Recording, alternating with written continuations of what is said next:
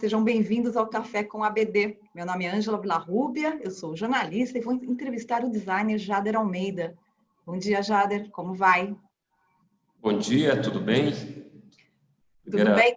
Acho que agradecer a todos também por compartilhar um pouco das nossas ideias, papos, pensamentos, etc., que eu acho que estamos nessa construção dentro do ponto de vista, entendendo cada vez mais nossa atuação, o que estamos fazendo, o que mais importante, acho que é aquele ponto de vista que parece um jargão, um pouco clichê, mas faz muito sentido, o que ficará como legado, o que deixaremos enquanto pensamento, qual será o testemunho do nosso tempo, o testemunho material que deixaremos. Então, acho que essas conversas sempre são muito ricas dentro dessa perspectiva de entendimento como um todo. E algo me diz que você deixará um ótimo testemunho, Jader, que nós vamos mostrar daqui a pouquinho, aqui. Na verdade, assim já, seja. vou começar já. É. Jader, o nosso tema desse programa, um móvel de design duradouro, ele deve funcionar da mesma forma que uma obra de arte, que pode passar de geração em geração dentro das famílias, ou então durar alguns anos, dependendo do seu caráter, seu material. Como que você vê isso?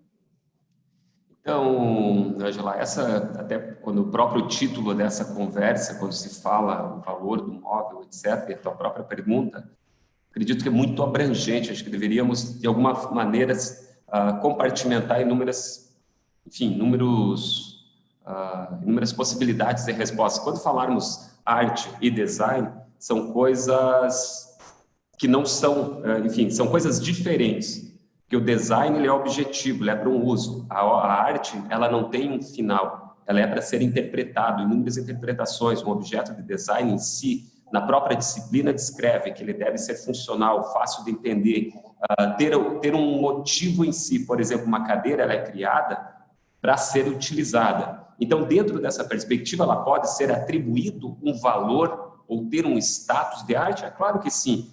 Até porque o valor é algo subjetivo, temos inúmeros valores, valores éticos, morais, sociais, estéticos. Então, dentro dessa resposta ampla, pode em algum momento ser considerado arte, sim, mas enquanto disciplina, design industrial, é muito mais para utilidade. Como se fala aqui, tem aquele escritor contemporâneo, Yuval Noah Harari, ele conta que e mais ou menos que a ciência, que a arte está para o desconhecido, que é para trazer uma certa impaciência, enquanto que a ciência traz o conforto. Ou seja, a arte traz aquela coisa do não entendimento, da interpretação de alguma coisa nesse sentido, enquanto que o design ele vai trazer o entendimento. E se equilibrado isso tudo, colocado todas essas disciplinas, o entendimento macro em conjunto, é claro que esse móvel que começamos a falar, ele vai perdurar e pode sim criar um valor de obra de arte, ter esse atributo e vai perdurar por gerações, independente de uma coisa ou não. Mas se falarmos de um produto de design, ele é material, ele tem um determinado material duradouro, a exemplo, aço, madeira ou algum substrato do gênero. Isso, se não houver algo acidental, se não houver algo, enfim, uma adversidade, isso vai perdurar por muitos anos. Pode-se falar milênios, assim como vemos em museus, peças de vidro de antes de Cristo, artefatos feitos pelos nossos antepassados de 3, 4, 5 mil anos. Ou seja, essa cronologia, essa passagem pelo tempo, ela pode ser contado, pode ser interpretado de inúmeras maneiras, seja pela passagem natural do objeto, da matéria, ou pode ser por essa passagem subjetiva que é a nossa percepção, aquilo que colocamos como valor dentro de um objeto.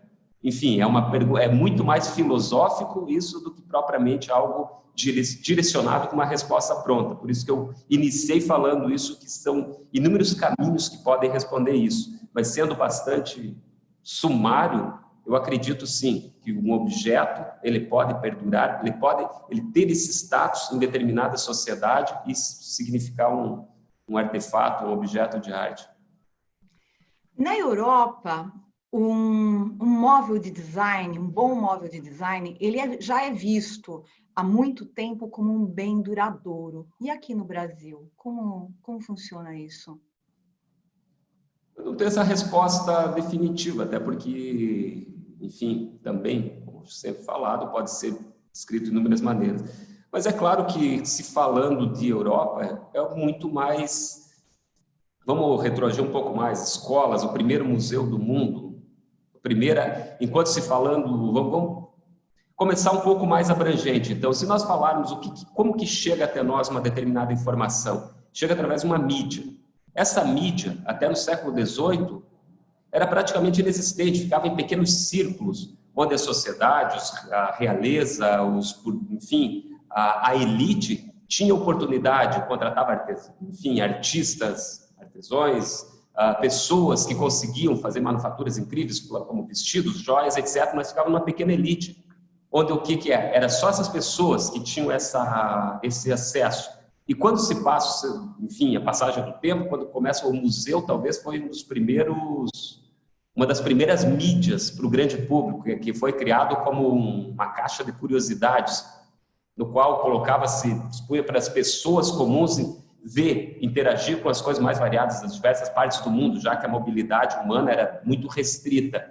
Isso foi proliferando até chegar, obviamente, à televisão, rádio, etc. Então, vamos lá. Para chegar até alguém, para ter entendimento de algo, de alguma coisa material, imaterial, etc., precisa de uma mídia, de um meio para chegar até as pessoas para ter esse entendimento. E quando nós falarmos escolas, universidades, a possibilidade de ter um livro, ter alguma coisa, isso sempre o berço foi a Europa. Então, óbvio que lá esse entendimento macro acerca das coisas é muito mais acentuado do que uma sociedade jovem como o Brasil, jovem do ponto de vista cronológico, comparativamente com outras nações como, enfim, a Europa. Muitas vezes falam, mas os Estados Unidos também é muito novo, só que os Estados Unidos tem uma história diferente, uma linha migratória diferente do que foi do Brasil. Então, isso tudo, esse entendimento, acho que para nós termos uma resposta mais profunda de alguma coisa, devemos retroagir mais. E hoje, é claro, com a mídia mais acentuada, onde todas as pessoas do planeta praticamente têm acesso imediato, então é claro que começa-se a formar um entendimento maior acerca do que se produz, acerca do valor das coisas, acerca dos utensílios, da casa, do comportamento das sociedades. Então, isso tudo acaba criando uma consciência. E essa consciência já consolidada em algumas sociedades começa, obviamente, de alguma maneira, refletir nessas sociedades mais jovens, da maneira que entendemos as coisas. E hoje, quando temos esse alcance, enfim, essa possibilidade de obter esse entendimento, é claro que as pessoas da nossa sociedade começam a entender o valor das coisas. Os alemães falam que se consegue ter um panorama do avanço de uma sociedade pelos objetos ordinários. Leia-se, o valor que se dá para um copo, para um talher, para um porta-guarda-chuva, isso começa aquela parte que as camadas, paga-se no jargão popular a dívida da experiência. A partir do momento que se está alimentado, tem um abrigo, você começa a abstrair as coisas. Então começa a ter outros desdobramentos. Isso nos torna humanos.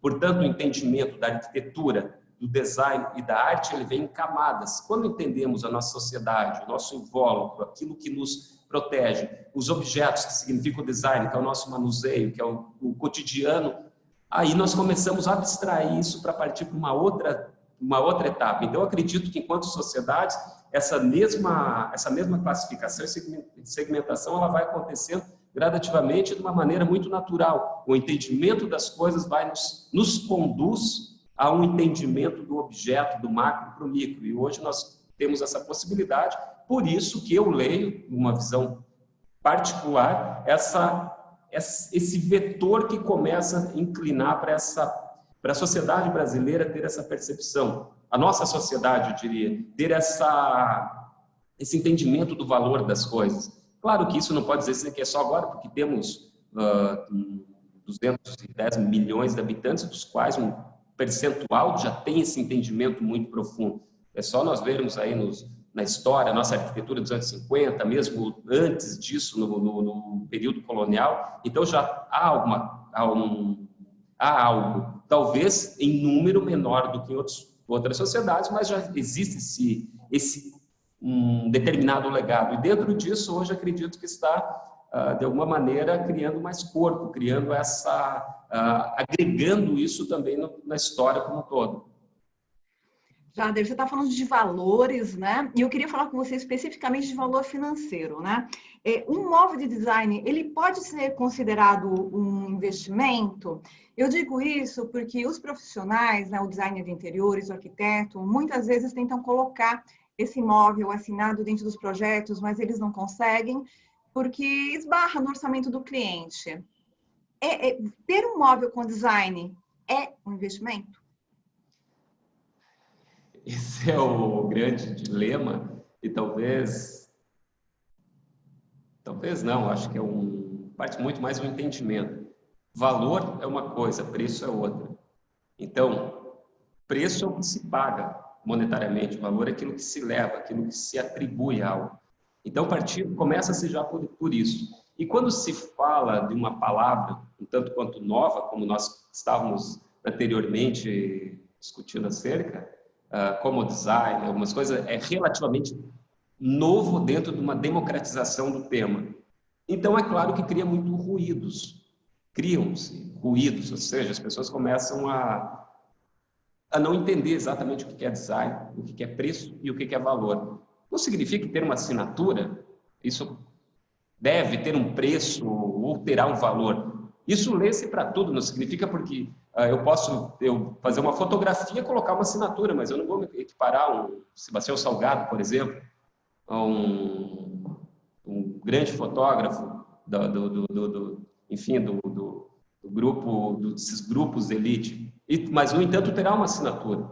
Eu posso fazer um prato e dizer que fui eu que fiz, assinar como um chefe, um cozinheiro, mas não terá isso o mesmo valor que um grande chefe de cozinha. Ou seja, dentro desses aspectos, começar a entender o design não significa porque qualquer um vai lá, faz uma cadeira, por exemplo, coloca uma assinatura, isso é design ou isso terá valor? Então, começar a entender por isso. Primeiramente, eu sempre digo, cronologia, unidade de linguagem. Quando se vê um grande artista, primeiro vai se entender a obra, a história, aquilo que vai desenvolver, aquilo que vai trazer todo esse entendimento acerca, qual que é o desenvolvimento desse artista, qual que é a perspectiva que ele tem de se perpetuar no tempo, qual que é a perenidade disso, será que é algo... Porque tem muitas frivolidades, muitas modismos, coisas que são totalmente vazias, e no entanto são chamadas de design. Eu discordo, eu vejo muitas coisas assim, até assisti alguns dias atrás uma entrevista com o Dieter Rams, que é um grande designer, enfim, dos anos 60, 70, que hoje virou escola para muitos designers industriais do mundo, lê-se desde Jonathan Ive da Apple até os mais superficiais, ele falando coisas muito profundas, coisas que dentro do museu de design, coisas totalmente sem função, totalmente que é feito apenas uma unidade, uma coisa assim que ele fala de uma maneira muito coloquial, caracteriza, isso não é design, isso é uma tentativa, isso é uma expressão. Se quando falarmos do design, nós temos algo fronteiriço, ele é abstrato e concreto, e no entanto nós temos um desafio, que é sempre dito um desafio estético, que é a forma, e um desafio ético, que é o conteúdo. Então, quando se coloca estética e ética dentro desse aspecto, o que é a estética? É a coisa formada, aquilo que aparece, mas o conteúdo, aquilo que perdura, aí que entra o valor do conteúdo, isso é ética. Então, quando o profissional vai escolher, vamos generalizar uma cadeira, estamos aos milhões, talvez incontável. Mas como entender? Talvez quando se vê um designer, veja cronologia, história, o que está se produzindo. Será que é voz ou é eco? Será que é apenas alguma coisa que está reverberando? Primeiramente, curadoria, com quem está ao redor, quais são, o que correlaciona isso? Dentro do ponto de vista das necessidades humanas, é óbvio que nós temos o pertencimento, o estar próximo, ser reconhecido, etc., isso que leva, muitas vezes, as pessoas a serem induzidas a comprar algo porque alguém está falando que é bom. É aquela coisa, mas nós estamos, talvez, numa era de uma desconstrução disso, conduzir nossas escolhas com inteligência, com consciência, e, a partir disso, entra o estudo, a leitura, aprofundar dentro daquilo Quando se fala, se coloca para a pessoa, e essa pessoa, porque nem sempre aquilo, eu como designer, e também dentro desse comércio do design, da arquitetura, da arte como um todo, eu presencio cotidianamente as pessoas, as inclinações das pessoas. E não significa que preço, ter dinheiro ou não ter, vai levar a pessoa a ter boas escolhas. Aí que entra talvez a nossa profissão enquanto designers, arquitetos, sermos arautos, sermos uma espécie de um oráculo, de fazer essas pessoas entender, afinal de contas, nós somos essa ponte, nós somos os especialistas. Então, quando as pessoas entram numa dúvida, se ela tem essa possibilidade monetária, essa possibilidade do investimento e não o faz, alguma coisa está errada, talvez ela não tenha a informação correta. Ela não esteja, talvez, sendo conduzida de maneira adequada. Então, aí que entra talvez a nossa necessidade de se aprofundar e voltar numa palavra bem coloquial, quem é voz e quem é. Quem é líder e quem é vagão. Então, dentro dessa linha do tempo, que vai se dizer quem vai se tornar algo de valor nos próximos tempos e aquilo que vai, enfim, simplesmente ser mais algo passageiro. Mas respondendo à resposta inicial, sim, o design é valor, é investimento, é um bem material. Então, é um testemunho material de um determinado tempo. Isso costuma valorizar quando algo tem valor atribuído, valor percebido, sim, ele vai ter talvez essa exponencialização ao longo do tempo. Falar de uma maneira rápida, e talvez não é uma coisa, enfim, não querer ser presunçoso ou de alguma maneira fazer nenhum marketing, mas, por exemplo, cadeira Bossa, Jader Almeida, tem 12, 13 anos. Eu vi uma matéria numa revista na Casa Jardim, na Casa Cláudio, se não me engano, alguns dias atrás, de 2009, que estava lá a peça exposta, a peça eram 2 páginas, uma entrevista comigo, e eu falava que eu acredito que um produto bem desenhado, que era o caso da Bossa, daqui a 10 anos ele será atual. E depois hoje de 11 anos, o produto permanece atual e eu vi o preço que estava lá, que era vendido nas lojas do Brasil, e o preço que é vendido hoje, ou seja, aumentou 10 vezes. Ou seja, quem tem um produto desse lá de 10 anos, de 11 anos, hoje é um produto que tem preço e tem valor. Então, essas duas coisas, quando se tem se perdura, se prova no tempo, é claro que terá um valor absoluto, terá enfim, algo que vai trazer esse prazer do uso, o prazer da fruição e, obviamente, o prazer de ter sido um bom investimento. Então, design é, sim, investimento. O bom design, não uma coisa frívola, ou passageira, ou tolo, superficial. O bom design, como você disse. Daqui a pouco nós vamos mostrar uma foto da cadeira Bossa. Tem uma pergunta aqui, Jader, que deixa-me ver, que já subiu aqui o chat, do Gabriel Enck. Jader, você acha que essa vertente atual da negação da ciência pode atrapalhar o processo de apreciar o valor dos materiais e dos móveis? Cara, assim, primeiramente, que a negação da ciência é uma coisa muito... Temos que, às vezes, conseguir ter discernimento e separar o que é falácia e o que é real, o que é verdadeiro. Claro, nós temos alguns grupos que chegam a ser hilários, para não dizer outra coisa, de negacionismo. Nós, enquanto seres, nós sempre tivemos essas inclinações, porque a ciência nada mais é do que a causa e efeito. Isso é ciência. Então, nós sempre estamos provando, nós estamos construindo ciência o tempo todo, mas é claro, eu entendi um pouco mais, por uma abrangência um pouco maior, eu não acredito que terá uma negação da ciência, até porque nós não conseguiríamos ter avanço em absolutamente nada sem a ciência. Mas o que se fala, talvez, agora pegando um pequeno gancho dentro dessa pergunta, é o próprio entendimento das coisas. Muitas vezes, desconstruir a ciência também é uma espécie de ciência. Quando se fala de estudar o cérebro e a mente, são duas coisas conectadas, mas totalmente diversas, que não se consegue ter a resposta a partir de um só. Cérebro é ciência, estudar a mente talvez seja uma outra ciência ainda não descoberta, ou seja, desconstruída. Talvez um pouco complexo essa explicação, poderia ser mais longa. Mas eu não acredito, primeiramente, que haverá uma negação da ciência. E quem nega a ciência, é claro, que vai ter um retrocesso, para não dizer será porque é tolo, mas é porque nossa profissão, nossa atuação enquanto designers, arquitetos, é totalmente ligada à ciência, aos materiais, às descobertas, novos materiais, à tecnologia. Então não tem como seguir sendo um industrial, sendo um criador, sendo um designer, um comerciante, sem ter a ciência conosco, a ciência no campo da tecnologia. Então, a partir do momento que houvesse essa negação e uma estabilização, isso seria retrocesso e, claro, que iria, em todos os aspectos, absolutamente todos seríamos prejudicados. Mas eu não vejo esse retrocesso, até porque eu acompanho muito de perto os avanços que tem diariamente de materiais, de tecnologias, de ferramentas, de conexões, de soluções. Então eu não vejo um negacionismo. Talvez isso seja aquela coisa muito superficial ainda, que se vê mais profundamente, as coisas acontecem, a máquina anda e teremos aí cada vez mais.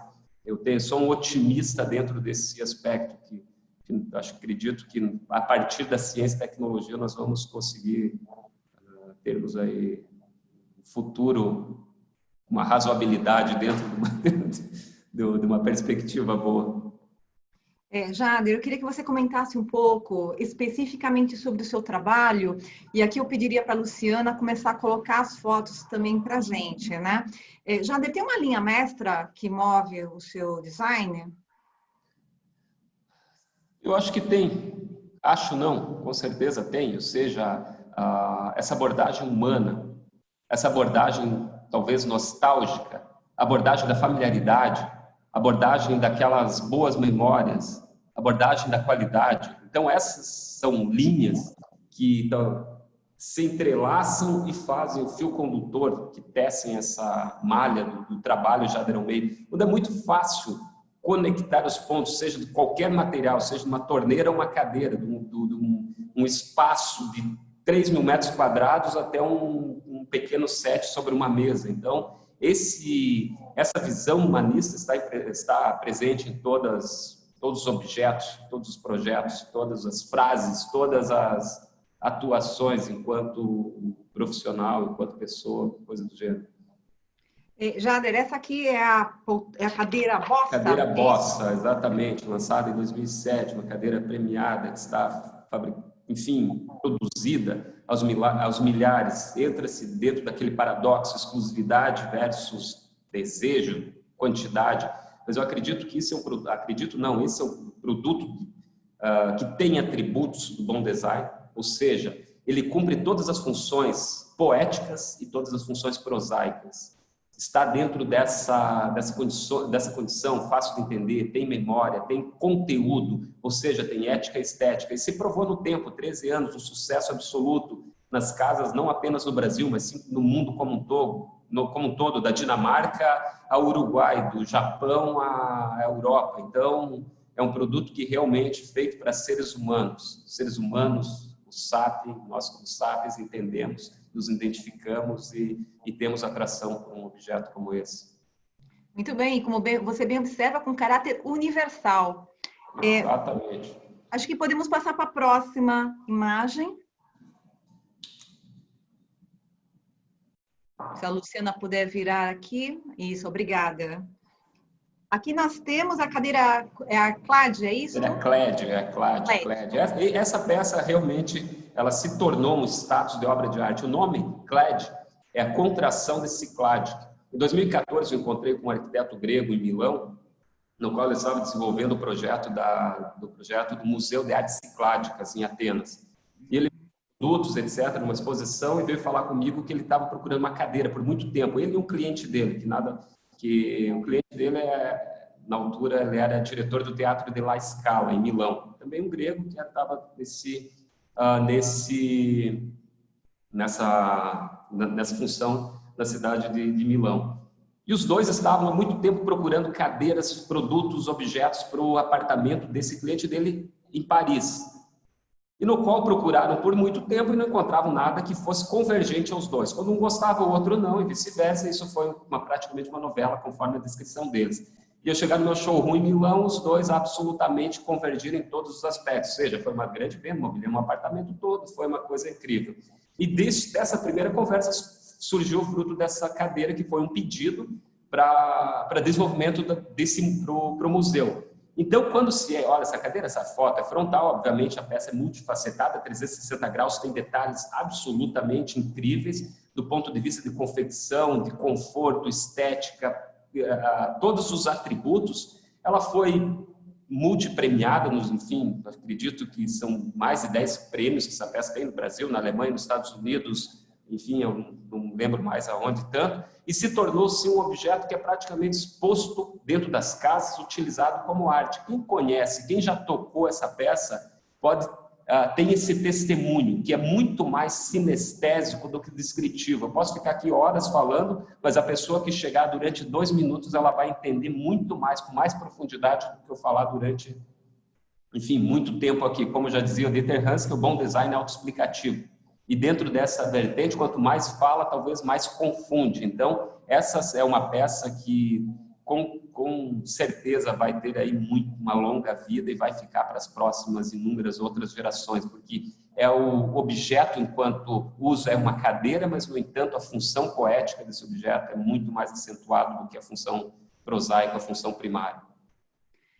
Próxima imagem, Luciana, por gentileza. Aqui nós temos a poltrona Celine. A Celine também foi um grande marco, que é uma peça voluptuosa, uma peça sensual.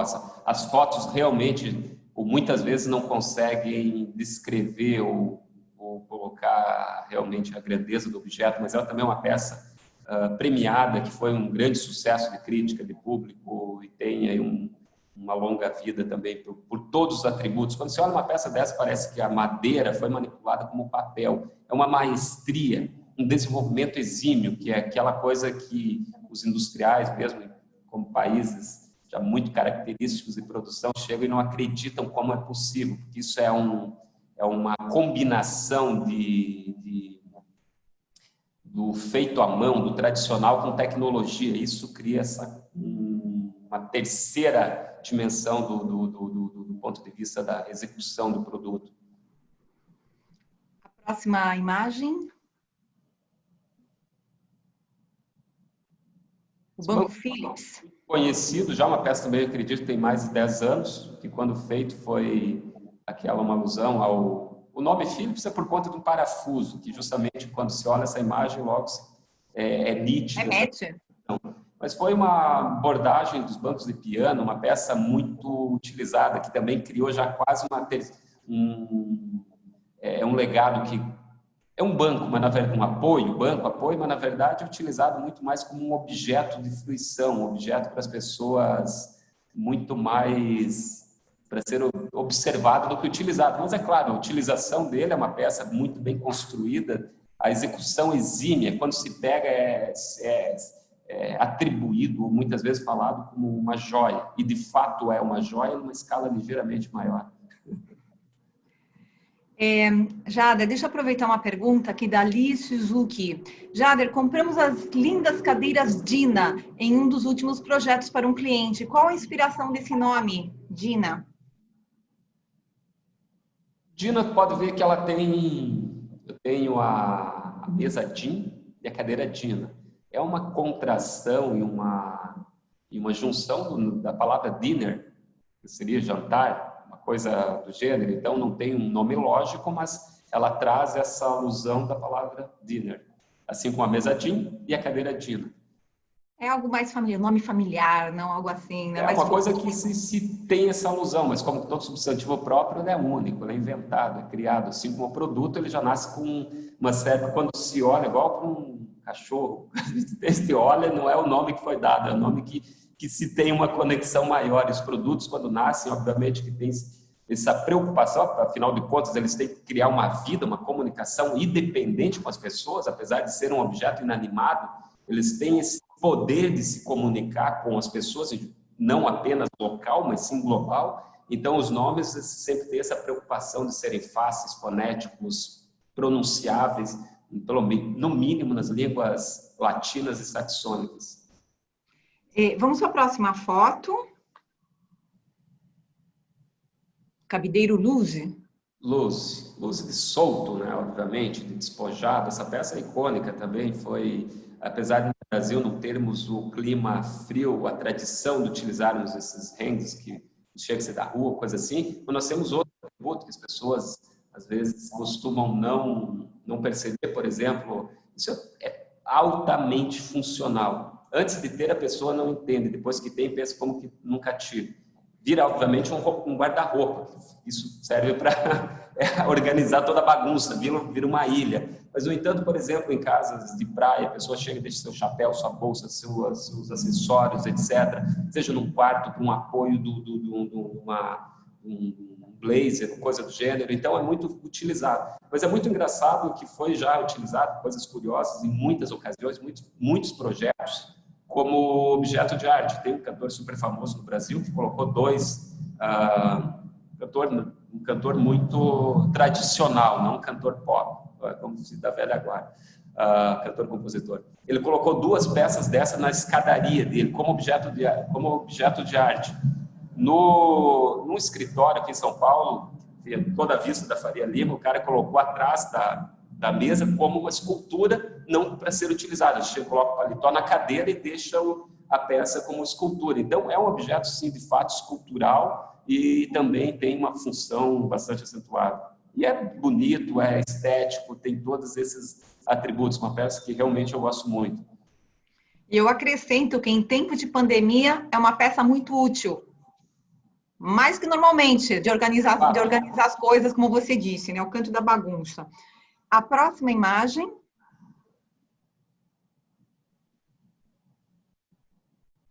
Temos aqui as luminárias Mush.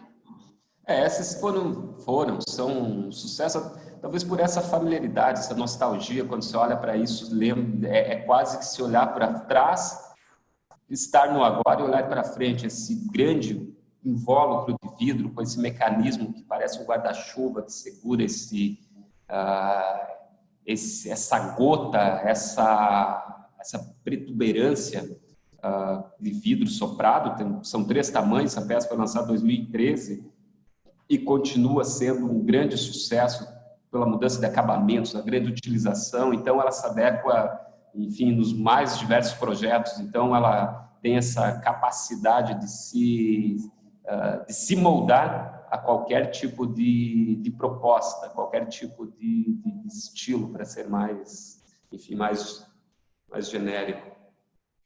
Podemos retirar agora as fotos só um pouquinho, que eu queria conversar aqui com o Jader também, dessa parceria com a Solos. Você é diretor criativo da empresa, eu queria saber quando é que começou esse casamento.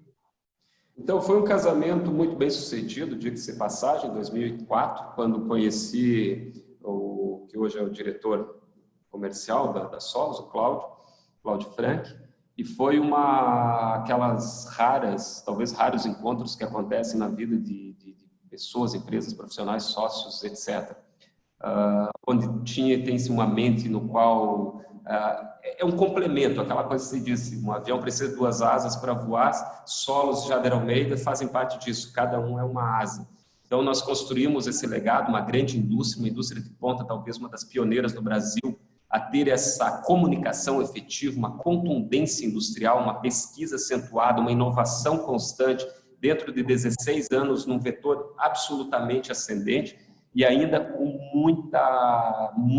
muitos projetos ainda que virão, apesar desse ano ser totalmente atípico com a pandemia, com tudo isso, nosso investimento foi muito acentuado, foi praticamente assim, nós conseguimos atender e crescer muito mais dentro desse período. E esse encontro é justamente isso, aquela coisa de olhar para frente, olhar com entusiasmo, não acreditar nas coisas, não estar submetido ao que as pessoas pensam, mas sim ter uma verdade. Isso faz uma história muito, muito produtiva, isso é um legado, isso é muito bom, não apenas do ponto de vista de uma empresa, mas sim para a cultura material do Brasil. Afinal de contas, nós, de alguma maneira, quem olhar para trás, quem tiver, ou mesmo se não lembrar agora, ou tiver depois a curiosidade de olhar ligeiramente atrás, olhar 10 anos, o que era feito normalmente nas coisas que aparecessem em revistas, Casa Cor, amostras, etc., e o que Solos Jader Almeida começou a propor, a situação das linhas finas, a tecnologia trabalhada no móvel, a diversidade de materiais, de tipologias de produtos. Hoje, quando se vai num evento que acabou de acontecer, um evento de lançamento, Solos Jader Almeida, as pessoas puderam perceber em 3.500 metros quadrados, essa miríade de possibilidades de todos os materiais trabalhados ao limite, eximiamente desenvolvidos, desde o mármore, o metal, o couro, a madeira, elementos compostos que um se mimetiza com o outro. Isso tudo é fruto de uma indústria, é fruto de um pensamento, onde pensamento, discurso e ação são direcionados.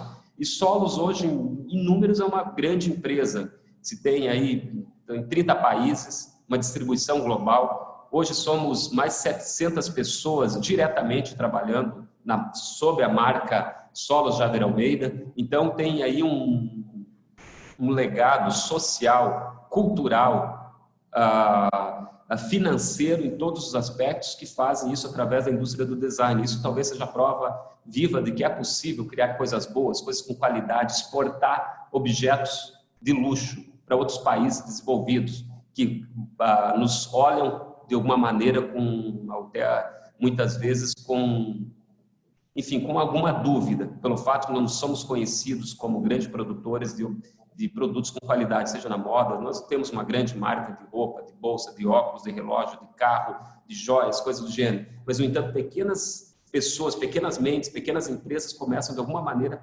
mostrar para o mundo, sim, é possível levar o Brasil, temos coisas muito boas, não é apenas a euforia, não é apenas a pluralidade, nós conseguimos convergir isso tudo e sintetizar em bons produtos industrializados e que conseguem, de alguma maneira, ter essa autossuficiência, essa sustentabilidade ao longo do tempo. Então, Solos Jader Almeida resume-se a isso, um casamento que nasceu aí uma indústria, uma empresa que realmente está fazendo uma diferença na nossa história enquanto produção de bens duráveis, bens de luxo no Brasil. Já que nós estamos falando da Solos, eu quero aproveitar para mostrar as imagens. Vamos colocar aqui 2 imagens do showroom, show house, né? Vocês chamam, né? Que você montou, você fez toda a estrutura, criou esse espaço, né? Que está aqui em São Paulo. E como você falou agora há pouco, com 3.500 metros quadrados, é enorme, né? O último lançamento foi feito pouco antes da pandemia. Luciana, será que podemos colocar as imagens, por gentileza? Assim, você fala um pouquinho também sobre esse espaço, né? Esse é o lado arquiteto. Após essa imagem.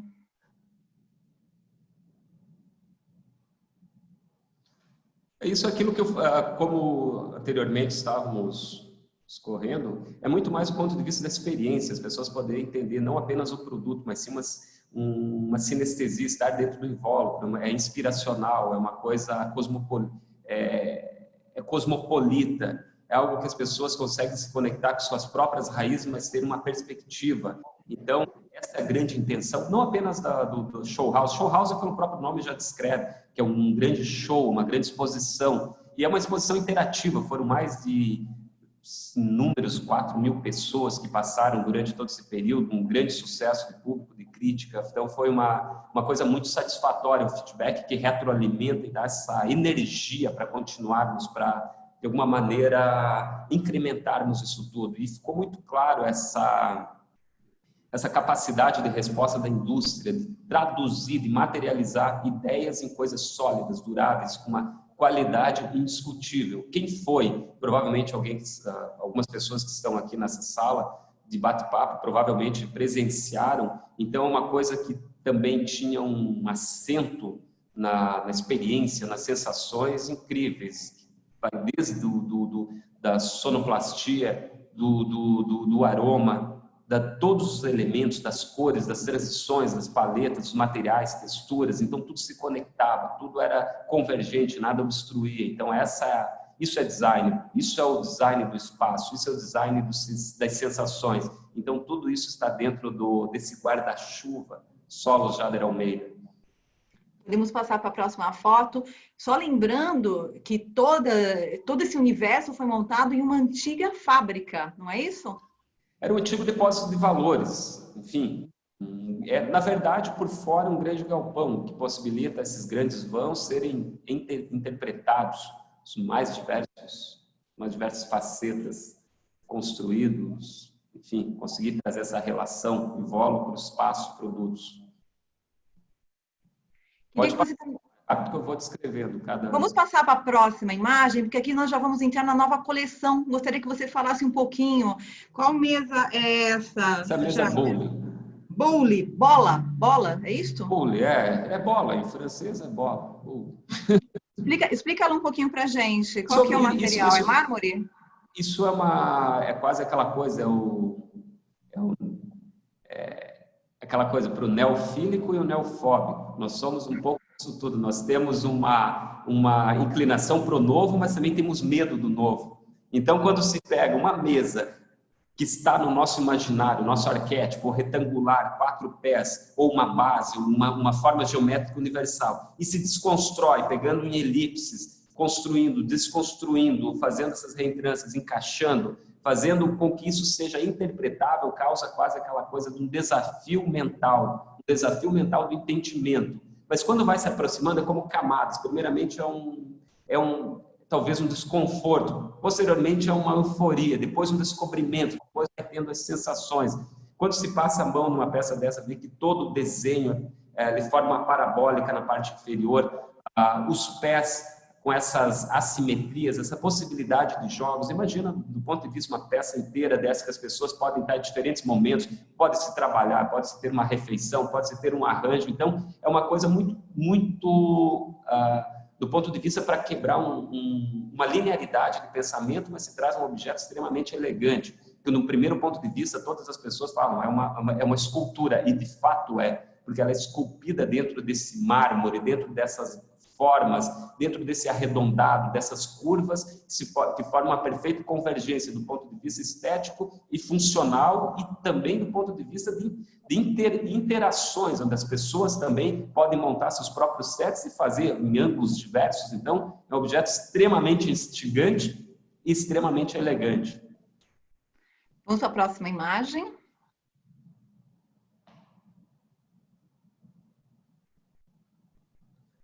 Da mesma forma, a foto aqui não é muito feliz para nos descrever muita coisa, mas isso se percebe, os 2 cilindros que formam a base dessa mesa, que se chama puzzle, que quando se vê de topo, ou seja, a superfície dela, esse tampo de madeira maciça, no qual ele forma também uma convergência para o meio, obviamente, para ter uma estabilidade, onde se lança um momento fletor diretamente para o centro de gravidade desse cilindro, onde as extremidades dela, elas têm um dispositivo magnético que elas se tocam, que se olhar e perceber no centro dela, ela é bipartida, são 2 peças, e se pode montar inúmeras geometrias, ligeiramente quadrada, retangular, com ângulos diversos, e esses ângulos que parecem apenas serem decorativos, é muito importante quando as pessoas sentam-se numa cabeceira, elas estão perpendiculares, ou seja, 90 graus um com o outro, onde fica desconfortável uma conversa. Nisso, naturalmente, as pessoas estão num ângulo distinto, quase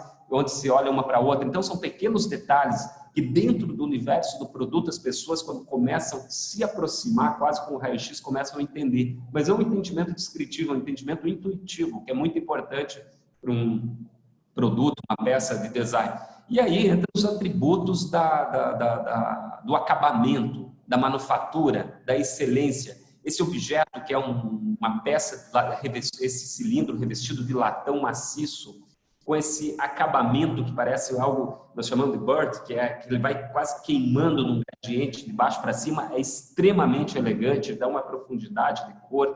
Essa madeira que se encontra uma perfeição milimétrica, esse cilindro. Então, realmente, voltando às nossas primeiras perguntas e respostas, o qual, do ponto de vista, será que esse objeto vai passar pelo tempo? Esse objeto, com certeza, se não houver um acidente, ele será por 200, 300, 500 mil anos, enfim, qualquer número que eu fale aqui é hipotético, mas, no entanto, ele tem essa capacidade de viajar pelo tempo e permanecer elegante, porque as formas são universais, os círculos, os triângulos, os quadrados, e, no entanto, com uma interpretação harmônica. A harmonia conduz à beleza. Então, essa harmonia, essa familiaridade atrai as pessoas, atrai o ser humano, atrai o nosso olhar.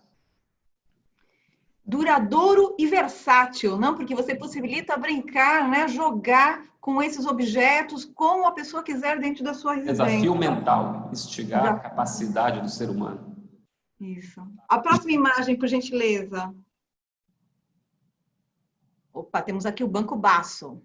Isso foi uma grande surpresa estética, porque uma peça agressiva, num primeiro ponto de vista, um material totalmente cru, como esse tronco, quando se olha com suas fissuras, seus sulcos naturais do tempo, totalmente evidentes, no qual a peça crua da natureza reaproveitada leva um tratamento de jato, de análise de metal, cria-se uma textura muito particular, colocado num CNC, que é um robô que faz a escultura perfeita do Centauri, criada, estabelecida com um teste por diversos biótipos, e esse encosto, que é uma coisa também ligeiramente preponderante, quando a pessoa olha, soa agressiva, mas, no entanto, no contexto é atenuado, suavizado, a proporção, criou-se assim, no primeiro momento, não, a expectativa, óbvio, que era um objeto muito interessante, que na foto não aparece, mas a perfeição das junções, etc., e o conforto absoluto,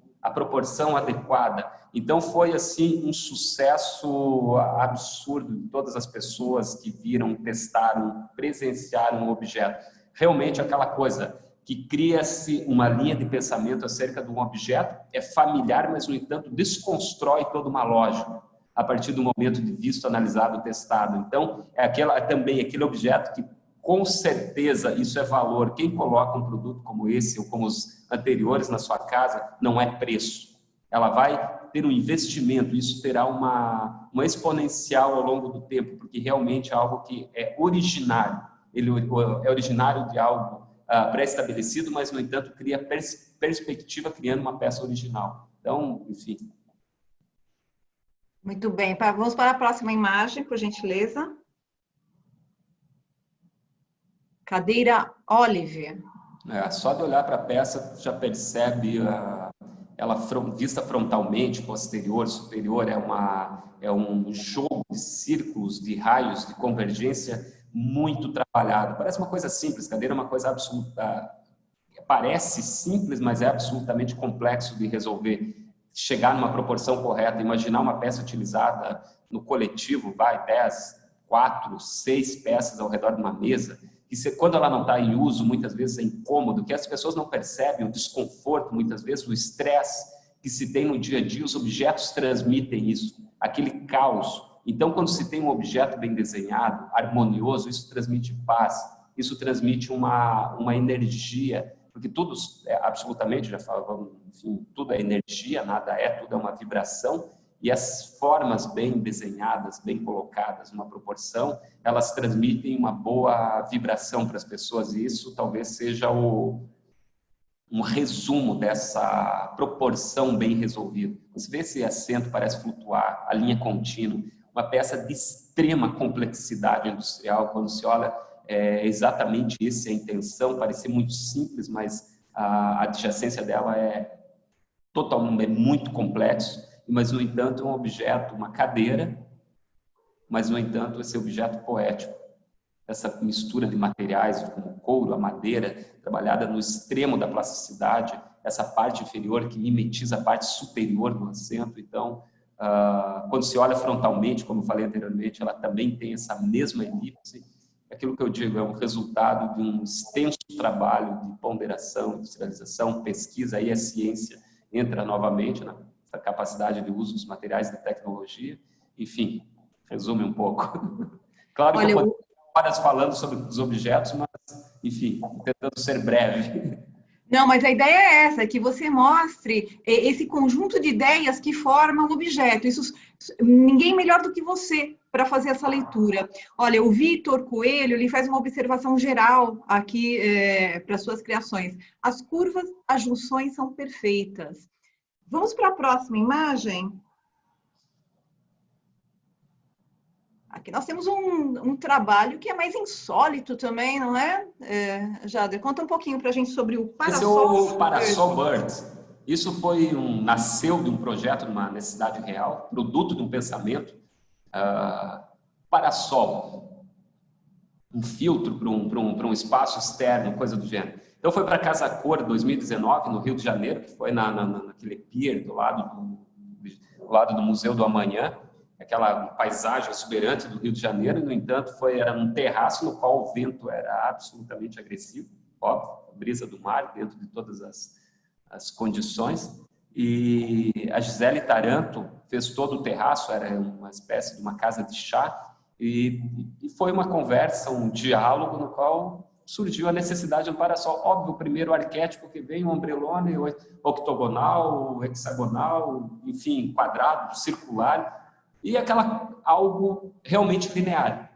E quando nasce essa peça, foi justamente uma quebra de paradigma. Essas asas laterais, elas se movem conforme a rotação do solo. O eixo perpendicular ao solo gira em 360 graus. A elegância da forma, essa função escultórica, quando em conjunto, é algo absolutamente acentuado. Então, a forma e a função, nesse caso, são perfeitamente adequadas. Tem aquela palavra do Louis Sullivan que fala que a forma segue a função. Aqui a função seguiu a forma, praticamente. Então, foi desconstruída essa esteira de madeira, a geometria, que na foto não se descreve muito bem, mas dá para ter essa ideia, olhado de cima ou de baixo, de longe, de todos os ângulos, ela tem sempre uma surpresa. E o interessante é que a própria sombra, a própria função dela cria uma outra espécie de escultura. Então, o espectro como um todo é realmente muito interessante. E aí que se entra, qual a diferença de preço e valor? A pessoa, pelo simples fato, vai comprar para simples função, aquilo que precisamos, não damos valor, nós damos valor àquilo que não precisamos. E esse que não precisamos pode parecer nesse momento uma descrição muito rasa, mas é muito mais profunda, porque nós temos essa necessidade da fruição. Nós damos valor muitas vezes a um brinco. Nós precisamos de um brinco? Não, a um acessório, a um relógio, a uma escultura, a um quadro, a uma coisa bela. Isso é coisa que nós desejamos. Desejamos enquanto seres, enquanto uma coisa biológica. Essa coisa da nossa combinação de narrativas, de biologia, evolução, conexões, etc. Então, esse talvez seja o objeto, não é aquilo que as pessoas precisam, mas aquilo que as pessoas desejam. Desejam não por uma coisa supérflua, mas desejam pela sua alma, pelo seu âmago, pela sua realização. E, com certeza, a partir do momento que estamos realizados, somos pessoas melhores. Conseguimos reverberar coisas boas fazendo esse círculo virtuoso, não? Então, uma coisa que o design tem essa capacidade, a arquitetura tem essa capacidade, ou seja, as expressões, esse desafio de expressão, quando é bem resolvido, chegando numa estética e numa ética adequada, temos enfim, um bom resultado como um todo. Olha, Jader, como diz a canção muito bem, a gente não quer só comida. Eu acho que você expressou isso bastante bem. Vamos para a próxima imagem, por gentileza, acho que é a última que temos. Este é o sofá Met, não? Met, Metropolitan. Mas essa foto, confesso que talvez... essa peça como um todo, esse sofá, esse objeto, essa escultura, de diversas formas, é talvez a peça mais difícil de ser fotografada. Talvez todas as pessoas que olharam essa foto tenham um certo espanto. Confesso que eu também tenho, porque ela não é uma foto que, infelizmente, enfim, foi muito infeliz esse ângulo. Talvez um outro ângulo seria mais adequado, mas foi uma peça muito surpresa, muito surpreendente do ponto de vista da escultura que ela é, das possibilidades, a parte posterior, o uso. Imagina-se por exemplo, dentro da coleção do portfólio Jader Almeida, inúmeros sofás, inúmeros produtos, são mais de 480 itens originários, fora as combinações, então tange aos 3 zeros. Então, esse sofá foi justamente para trazer aquele ponto de vista desse elemento escultural imaginado por um hall de um edifício ou por uma sala minimalista, do qual não se tem nada ao redor, só apenas aquela única peça, que ela tem a função do uso, mas também tem essa função de preencher um espaço, de ser aquele silêncio eloquente dentro desse invólucro. Então, é uma peça que eu, enfim, sugiro às pessoas que tiveram curiosidade buscar em algum local que ele esteja em exposição, alguma loja, que aí vão entender com muito mais profundidade do que eu falar qualquer coisa.